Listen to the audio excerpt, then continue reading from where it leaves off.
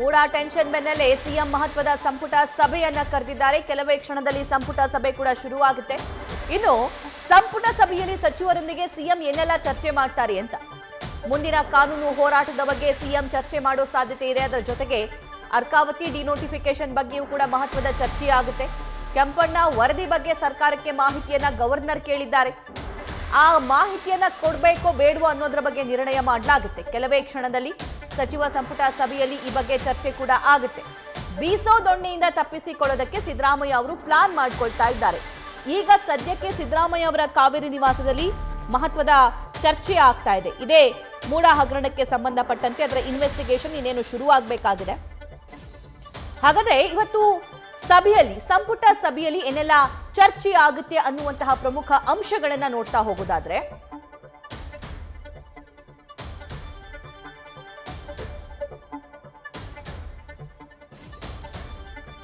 ಸಂಪುಟ ಸಭೆಯಲ್ಲಿ ಸಚಿವರೊಂದಿಗೆ ಮಹತ್ವದ ಚರ್ಚೆಯನ್ನ ಸಿಎಂ ಸಿದ್ದರಾಮಯ್ಯ ಅವರು ನಡೆಸ್ತಾರೆ. ಹಾಗಾದ್ರೆ ಯಾವೆಲ್ಲ ವಿಚಾರಗಳು ಅಲ್ಲಿ ಪ್ರಸ್ತಾಪ ಆಗಬಹುದು ಅಂತ ನೋಡೋದಾದ್ರೆ, ಮೂಡ ಹಗರಣ ಸಂಬಂಧ ಕೋರ್ಟ್ ಆದೇಶದ ಬಗ್ಗೆ ಚರ್ಚೆಯನ್ನ ನಡೆಸ್ತಾರೆ. ಈಗ ಕೋರ್ಟ್ ಆದೇಶ ಈ ರೀತಿ ಬಂದಿದೆ, ನಾವಿದನ್ನ ಯಾವ ಹಂತಕ್ಕೆ ಅಥವಾ ಯಾವ ರೀತಿಯಾಗಿ ಡಿಫೆಂಡ್ ಮಾಡಿಕೊಳ್ಳಬಹುದು ಅನ್ನೋದ್ರ ಬಗ್ಗೆ ಚರ್ಚೆ ಆಗುತ್ತೆ. ಮುಂದಿನ ಕಾನೂನು ಹೋರಾಟ ಹೇಗಿರಬೇಕು ಅನ್ನೋದ್ರ ಬಗ್ಗೆ ಚರ್ಚೆ ಆಗುತ್ತೆ. ಅದು ದೆಹಲಿ ಸಿಎಂ ಆಗಿರಬಹುದು ಅಥವಾ ಪ್ರಧಾನಿ ನರೇಂದ್ರ ಮೋದಿ ಆಗಿರಬಹುದು. ಯಾರ ಮೇಲೆಲ್ಲ ಇಂತಹ ಗುರುತರ ಆರೋಪಗಳು ಕೇಳಿ ಬಂದರೂ ಕೂಡ ಹೊರಗಡೆ ಅವರು ಆರಾಮಾಗಿದ್ದಾರೋ ಅವರ ಲಿಸ್ಟ್ ಅನ್ನ ರೆಡಿ ಮಾಡಿಕೊಳ್ಳುವಂತಹ ಪ್ರಯತ್ನ ಕೂಡ ಆಗುತ್ತೆ. ಯಾವಾಗೆಲ್ಲ ವಿಪಕ್ಷಗಳು ರಾಜೀನಾಮೆ ಕೊಡಿ ಅಂತ ಸಿದ್ದರಾಮಯ್ಯ ಅವರಿಗೆ ಹೇಳಿದ್ರೆ ಆ ಎಲ್ಲ ಹೆಸರುಗಳನ್ನ ಪ್ರಸ್ತಾಪ ಮಾಡುವಂತ ಮತ್ತು ಆ ಹಗರಣಗಳನ್ನ, ಆ ಕೇಸಸ್ಗಳನ್ನ ಮತ್ತು ಸುಪ್ರೀಂ ಕೋರ್ಟ್, ಹೈಕೋರ್ಟ್ನ ಆ ಆದೇಶಗಳನ್ನು ಕೂಡ ಪ್ರಸ್ತಾಪ ಮಾಡುವಂತಹ ಸಾಧ್ಯತೆ ಇದೆ. ಇದರ ಬಗ್ಗೆಯೂ ಕೂಡ ಇಂಪಾರ್ಟೆಂಟ್ ಚರ್ಚೆ ಆಗುತ್ತೆ. ಇನ್ನು ವಿಪಕ್ಷಗಳಿಗೆ ಕೌಂಟರ್ ಕೊಡುವಂತಹ ನಿಟ್ಟಿನಲ್ಲಿ ಒಂದಷ್ಟು ಸೂಚನೆಯನ್ನ ನೀಡಲಾಗುತ್ತೆ.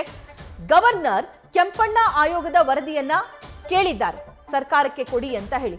ಈ ಕೆಂಪಣ್ಣ ವರದಿ ರಾಜ್ಯಪಾಲರಿಗೆ ನೀಡಲ್ಲ ಅಂತ ತೀರ್ಮಾನ ಮಾಡುವಂತಹ ಸಾಧ್ಯತೆ ಕೂಡ ಇವತ್ತಿನ ಸಚಿವ ಸಂಪುಟ ಸಭೆಯಲ್ಲಿದೆ. ಅದರ ಜೊತೆಗೆ ಮತ್ತೊಂದು ಮಹತ್ವದ ಚರ್ಚೆಯಾಗುತ್ತೆ ಅರ್ಕಾವತಿ ಡಿನೋಟಿಫಿಕೇಶನ್ ಬಗ್ಗೆ. ಅರ್ಕಾವತಿ ಬಗ್ಗೆನೂ ಕೂಡ ಚರ್ಚೆಯನ್ನ ನಡೆಸ್ತಾರೆ ಈ ಸಚಿವ ಸಂಪುಟ ಸಭೆಯಲ್ಲಿ. ಕೆಂಪಣ್ಣ ಆಯೋಗದ ಮಾಹಿತಿ ನೀಡುವಂತೆ ಗವರ್ನರ್ ಈಗ ಆಲ್ರೆಡಿ ಪತ್ರ ಬರೆದಿದ್ದಾರೆ. ಆಯೋಗದ ವರದಿ ಬಗ್ಗೆ ಮಾಹಿತಿ ನೀಡಬೇಕಾಗಿರುವಂತಹ ಅನಿವಾರ್ಯ ಸಿಚುವೇಶನ್ ಸರ್ಕಾರಕ್ಕಿದೆ, ಸಿಎಂಗಿದೆ. ಆದ್ರೆ ಬೀಸೋ ದೋಣಿಯಿಂದ ತಪ್ಪಿಸಿಕೊಳ್ಳೋದಕ್ಕೆ ಕಾಂಗ್ರೆಸ್ ಪ್ಲಾನ್ ಮಾಡ್ಕೊಳ್ತಾ ಇದೆ.